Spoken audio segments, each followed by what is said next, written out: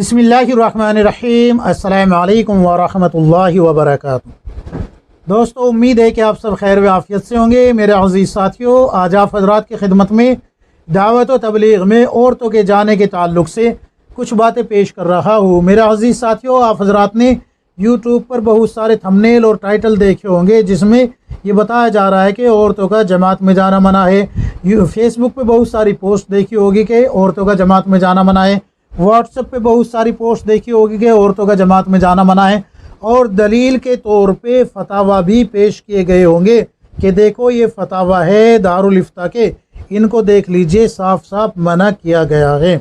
तो क्या वाकई पूरी उम्मत इस पर मुत्तफ़िक़ हो चुकी है कि औरतों का जमात में जाना मना है? अब जो मर्द हजरात औरतों को जमात में लेके जा रहे हैं उन पे शरीयत का क्या हुक्म लगेगा, या फिर ये इख्तिलाफी मसला है कि कुछ दारुल इफ्ता कह रहे हो कि जा सकती है और कुछ कह रहे हो कि नहीं जाना?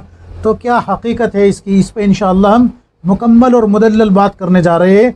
अगर आप हमारे चैनल पर नए हैं तो चैनल को सब्सक्राइब करें, वीडियो को लाइक और शेयर करें। तो शुरू करते हैं आज का वीडियो। सबसे पहले हम 3 दारुल इफ्ता आप हज़रात की खिदमत में पेश करते हैं। दारुल उलूम देवबंद, इसी तरीके से बिन्नौरिया टाउन और मज़ाहिरुल उलूम सहारनपुर, इन तीनों दारुल इफ्ता ने मुत्तफ़िक़ा फ़ैसला दिया है, फतवा दिया है कि औरतों को जमात में नहीं जाने दिया जाए, औरतों को जमात में जाना मुनासिब नहीं है। दलील क्या दी है? सबसे पहली दलील ये कि औरत पे तबलीग करना फ़र्ज़ नहीं है। दूसरी दलील क्या दी है कि रसूलुल्लाह सल्लल्लाहु अलैहि वसल्लम के दौर में और सहाबा के दौर में औरतें दावत व तबलीग के लिए नहीं निकली। तीसरी दलील क्या पेश की है कि जिस वक्त रसूलुल्लाह सल्लल्लाहु अलैहि वसल्लम दुनिया से पर्दा फरमा गए, अब चूँकि औरतें रसूलुल्लाह सल्लल्लाहु अलैहि वसल्लम के दौर से ही मस्जिद में नमाज़ पढ़ती थी, तो अम्मी आयशा रज़ियल्लाहु अन्हा ने आप सल्लल्लाहु अलैहि वसल्लम की वफ़ात के बाद औरतों के हालात देखे और हालात देख के ये फरमाया कि अगर रसूलुल्लाह सल्लल्लाहु अलैहि वसल्लम हयात होते तो इन औरतों की हालत को देख के यकीनन मस्जिद में जाने से मना फरमा देते। तो अहनाफ के नज़दीक उसी वक्त से जो है औरतों का मस्जिद में नमाज के लिए जाना मना है। तो इन दारुल इफ्ता ने तीनों ने ये दलील पेश की है कि जब मस्जिद में जो कि करीब ही है, महल्ले में ही है, उस मस्जिद में जाने की इजाज़त नहीं है, तो फिर जमात में जाने की इजाज़त कहाँ से हो सकती है? मर्द के ऊपर लाजिम है कि वो दीन सीखे और अपने घर की औरतों को, बच्चों को सिखाए। ये जो है तीनों दारुल इफ्ता ने कही है बात। अब सवाल ये खड़ा होता है कि एक आदमी जो है 30-40 साल की उम्र में दीनदारी की तरफ आया, वक्त लगाया जमात में, तौबा कर ली गुनाहों से, शराबी था, कबाबी था, ज़िनाखोर था, या वैसे ही गुनाहों में मुलव्विस था, दीन से दूर था, नमाजी नहीं था।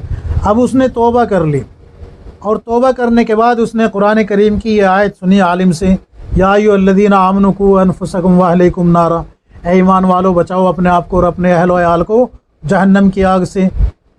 तो अब इसके पास कौन सा रास्ता है भाई? इसने 30 साल तक दीन से दूरी इख्तियार की है और बीवी इसके पास है। अब बीवी चूँकि ये गुनाहों में ज़िंदगी गुजार रहा था, शराबी था, ज़ानी था, बदकार था, या कुछ और था, चोर था, कातिल था, कुछ भी था, तो बीवी इसकी इज़्ज़त नहीं करती थी। अब जो ये दीन पेश करेगा बीवी के सामने तो वो इसको कैसे तस्लीम कर लेगी? एक बात। दूसरी बात ये कि बच्चे बड़े हो गए हैं, अपने मुहार हो गए हैं, क्योंकि बंदे की ज़िंदगी में दीन नहीं था तो औलाद की ज़िंदगी में कहाँ से आएगा? तो अब सवाल ये खड़ा होता है कि अब इनकी तरबियत का क्या रास्ता है? तो दूसरे जो दारुल इफ्ता है उन्होंने आज के हालात को देखते हुए, आज इस दौर के हालात को देखते हुए, जैसे कि सोशल मीडिया पे अमूमन मुस्लिम ख़वातीन रील्स बना रही है और बाज़ारों में बेपर्दा देखी जा रही है और शादियों में मखलूत रहती है, यानी कि खलत मलत रहती है।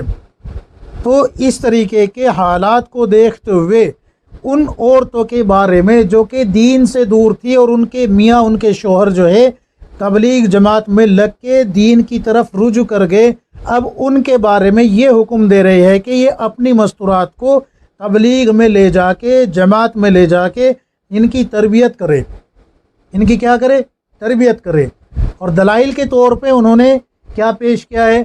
حضرت حکیم الامت مولانا اشرف علی تھانوی رحمۃ اللہ علیہ کی جو بہشتی زیور ہے اس کے دیباچے کو پیش کیا ہے کہ حضرت حکیم الامت رحمۃ اللہ علیہ نے اب سے قریب 50 سال پہلے یہ بات کہہ دی تھی عورتوں کے حالات کو دیکھتے ہوئے کہ یہ اپنا دین تو بگاڑے گی ہی بگاڑے گی، ساتھ میں اپنے شوہر کا بھی بگاڑے گی، اور جو بچے اس کی گود میں پرورش پائیں گے، یعنی کہ بچے کی جو پہلی درس گاہ ہے وہ ماں کی گود ہے، تو جو بچے اس کی گود میں پرورش پائیں گے تو چونکہ یہ دین سے دور ہوگی تو بچہ فاسق اور فاجر بنے گا، دین کو مٹانے والا بنے گا، دین کی شکل بگاڑنے والا بنے گا۔ اور اگر یہ عورت دیندار ہوئی تو اس کی گود میں جو پرورش پا رہا ہے بچہ وہ متقی اور پرہیزگار بنے گا، دین کا علم بردار بنے گا، دین کی اشاعت کرنے والا بنے گا، عالم بنے گا، مفتی بنے گا، قاری بنے گا، حافظ بنے گا، گویا کہ دین کا محافظ بنے گا۔ تو حضرت حکیم الامت رحمۃ اللہ علیہ نے یہ بات پیش کی تھی، اسی بات کو دلیل بنا کے جامعہ فاروقیہ علامہ بن نوریہ علیہ، ایک تو علامہ بن نوریہ ٹاؤن ہے جس کا میں نے فتویٰ شروع میں بتایا آپ کو، ایک ہے علامہ بن نوریہ علیہ، انہوں نے اور جامعۃ الرشید نے ایسے کئی سارے دارالفتہ نے دعوت و تبلیغ میں عورت کو جانے کی اجازت دی ہے، لیکن اس کے کچھ شرائط رکھے ہیں۔ میں نے دلیل بتا دی ہے آپ حضرات کو، حضرت حکیم الامت رحمۃ اللہ علیہ کے قول کو دلیل بنا کے پیش کیا گیا ہے، اور اس میں جانے کی جو اجازت ہے اس کے کچھ شرائط ہے، اگر ان شرطوں کو پورا کرے گی تو تبلیغ میں جائے گی ورنہ نہیں جائے گی۔ یاد رکھیے یہ شرط ضروری ہے۔ ایک اور جو اشکال ہوتا ہے اس کا بھی میں یہاں جواب دے دیتا ہوں۔ کئی لوگ جو دعوت و تبلیغ میں عورتوں کے جانے کے خلاف ہے، ان کے ذہن میں یہ بات ہوتی ہے کہ جیسے مرد حضرات بازاروں میں گشت کرتے ہیں، محلے میں اور گلیوں میں گشت کرتے ہیں، ویسے ہی معاذ اللہ عورتیں بھی کرتی ہوگی، تو اس لیے عورتوں کا جماعت میں جانا مناسب نہیں ہے۔ تو یہ بات بالکل غلط ہے، اس کی کوئی حقیقت نہیں ہے۔ عورتیں ایک گھر میں قیام کرتی ہے اور وہ با پردہ ہوتا ہے گھر، دیندار گھر ہوتا ہے، اور اس گھر کے اندر کسی بھی مرد کی انٹری نہیں ہوتی جب تک کہ وہاں پر جماعت رہتی ہے۔ تو یہ بالکل بات غلط ہے کہ عورتیں گشت کرتی ہے، گشت نہیں کرتی۔ تو وہ کون کون سی شرائط ہے جو کہ پوری کرنی ہے، اگر وہ شرائط پوری نہیں کرے گی تو پھر جماعت میں نہیں جائے گی۔ اور یہ بھی ذہن نشین رکھے کہ جماعت میں عورت کا جانا کوئی فرض واجب نہیں ہے، ضروری نہیں ہے، لیکن دین کو سیکھنے کے لیے، اپنی بچوں کی تربیت کے لیے، اپنے گھر کے اندر دین داخل کرنے کے لیے اور اپنی آخرت کو بچانے کے لیے یہ جو ہے مناسب ہے کہ آپ اللہ کے راستے میں نکل کے دین سیکھے۔ اسی لیے مرد حضرات کے اوپر بھی ضروری ہے کہ وہ اپنے اہل و عیال کی فکر کرے، جیسے کہ قرآن کریم میں آیا ہے یا ایھا الذین آمنوا قوا انفسکم واہلیکم نارا۔ تو بتا دیتا ہوں میں آپ حضرات کو دلائل۔ سب سے پہلی شرط، دلائل نہیں شرط بتا رہا ہوں۔ سب سے پہلی شرط، شوہر یا محرم کے ساتھ سفر کرے گی عورت جو ہے، شوہر کے ساتھ یا کسی محرم کے ساتھ، مثلا بیٹا ہے، بھائی ہے، یا پھر جو ہے سگا بھتیجا ہے، سگا بھانجا ہے، یا پوتا ہے یا نواسا ہے، ان کے ساتھ جو کہ اس کے محرم ہیں ان کے ساتھ سفر کرے گی۔ دوسری شرط، اگر شوہر کے علاوہ کسی محرم کے ساتھ سفر کرے تو شوہر کی اجازت اور رضامندی کا ہونا شرط ہے۔ اگر شوہر اجازت نہیں دے گا تو بھی نہیں جائے گی، اور اگر شوہر نے اجازت دی لیکن اپنی رضا سے نہیں بلکہ زبردستی آپ نے لے لی تو بھی آپ کے جانا بالکل بھی مناسب نہیں ہے۔ تیسری شرط، غیر محرم کے ساتھ اختلاط بالکل نہ ہو، یعنی کہ خلط ملط والا معاملہ نہ ہو کہ جس گاڑی میں آپ سفر کر رہی ہے وہیں کسی غیر محرم کے برابر میں بیٹھا دی گئی ہو، ایسا ہرگز نہ ہو۔ اصل ایسا ہوتا نہیں، یہ صرف ایک احتیاطاً بتایا گیا ہے یہاں، ورنہ ایسا ہوتا نہیں کہ کسی عورت کے پاس مرد کو بیٹھنے کی اجازت ہو۔ چوتھی شرط، شرعی پردے کا مکمل اہتمام ہو۔ پانچویں شرط، ان کے تبلیغ میں نکلنے سے گھریلو امور مثلا تربیت اولاد اور حقوق الزوجین میں سے کسی کا کوئی حق تلف نہ ہوتا ہو، یعنی کہ حقوق جو شوہر کے حق ہے وہ بھی نہ برباد ہوتے ہو، اور جو اولاد کے حقوق ہے وہ بھی برباد نہ ہوتے ہو، یعنی کہ ان کی حق تلفی نہ ہوتی ہو۔ چھٹی شرط، جس گھر میں جماعت قیام کرے وہاں پردے کا مکمل نظام ہو، یعنی کہ بے پردگی نہ ہو بالکل بھی، اور غیر محرموں کا عمل و دخل نہ ہو۔ سمجھ میں آ گئی؟ ایک تو جس گھر میں جماعت قیام کرے گی وہاں پر مکمل پردے کا نظام ہو، اور وہاں پر کسی غیر محرم کی انٹری بھی نہ ہو۔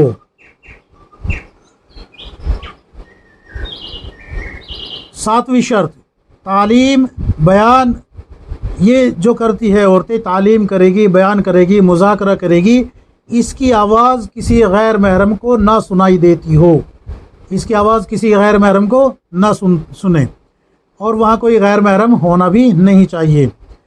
آٹھویں شرط، عورتیں بن سور کر اور زیب و زینت اختیار کر اور خوشبو لگا کر نہ جائے۔ نویں شرط، کسی فتنے کا اندیشہ نہیں ہونا چاہیے کہ بھئی جیسے کہ فتنہ آج کے دور میں سب سے بڑا جو فتنہ بنا ہوا ہے وہ کیا ہے؟ موبائل بنا ہوا ہے۔ تو اگر موبائل لے کے جائے گی تو پھر بھی جانے کی اجازت نہیں ہے۔ کیوں؟ اس لیے کہ موبائل بجے گا، بات ہوگی، آگے بات بڑھے گی اور دنیاوی باتیں شروع ہو جائے گی۔